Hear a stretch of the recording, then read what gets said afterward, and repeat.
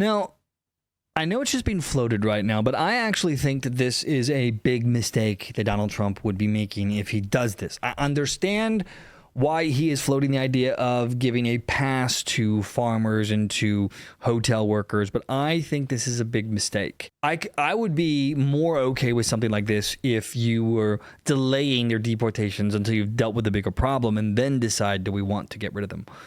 But giving people who are here illegally committing crimes daily a pass because they happen to be working on farms, which Americans can do just fine, I don't see how this is good for the American people.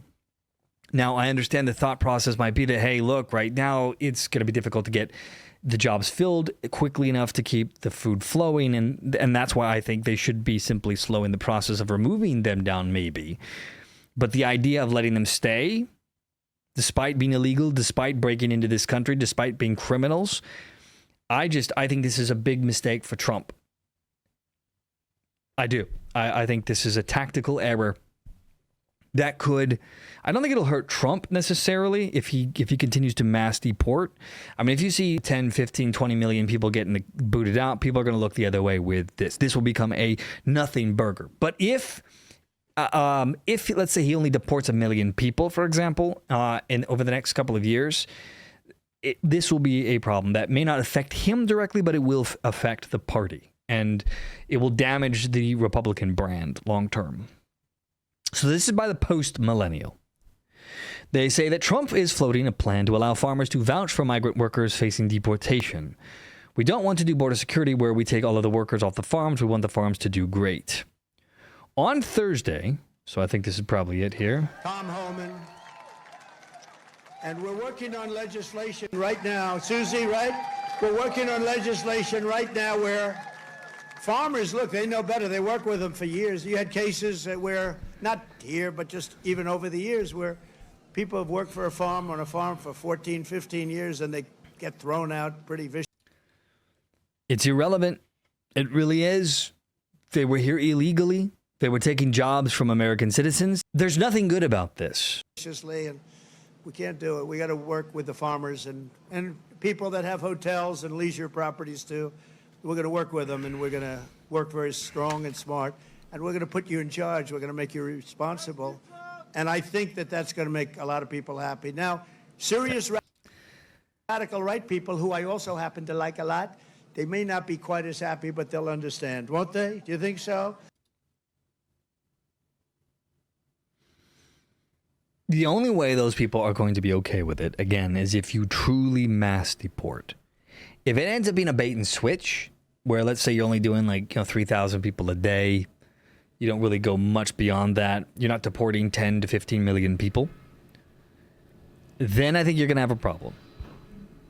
Because every president before Trump has allowed this thing to fester. Yes, the wall will most likely get built relatively quickly, but you cannot give these people amnesty. And if you start making exceptions for farmers, for hotel workers, where else do you draw the line?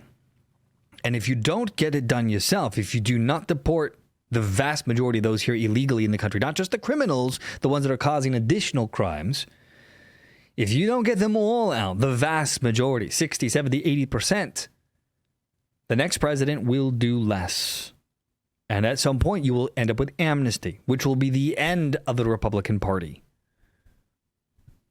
Let's hope that Donald Trump doesn't make this mistake. Now, Trump does this. He floats ideas to see what people's reactions are. So just because he's saying this now doesn't necessarily mean that this is what he's going to do.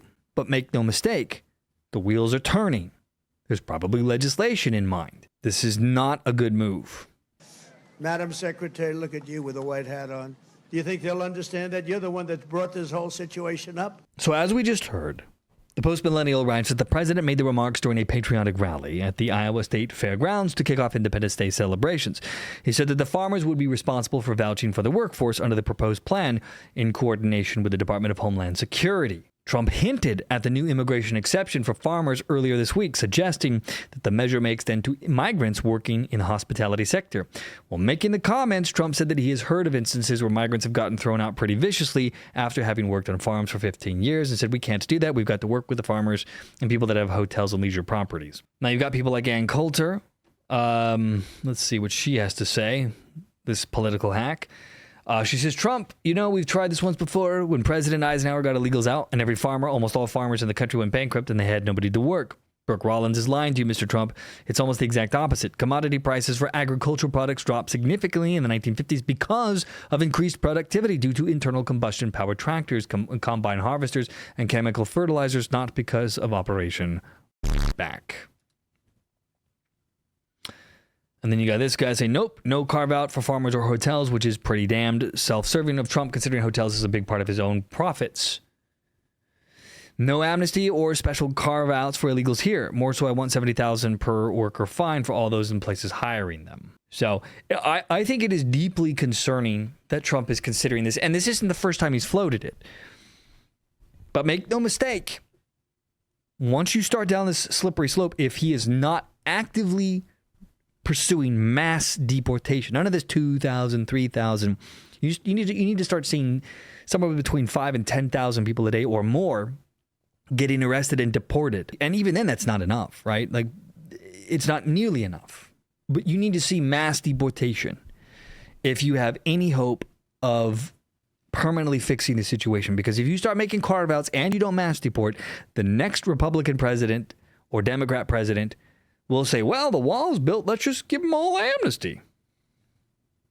And then the fallout will be immense. It'll be catastrophic. And it would destroy the Republican Party. So, we will see. But I do think this is a serious tactical mistake that Donald Trump is making. Thanks for watching this episode of To Be Frank. If you liked this video, please like, share, and subscribe to help spread the word. Your support means everything.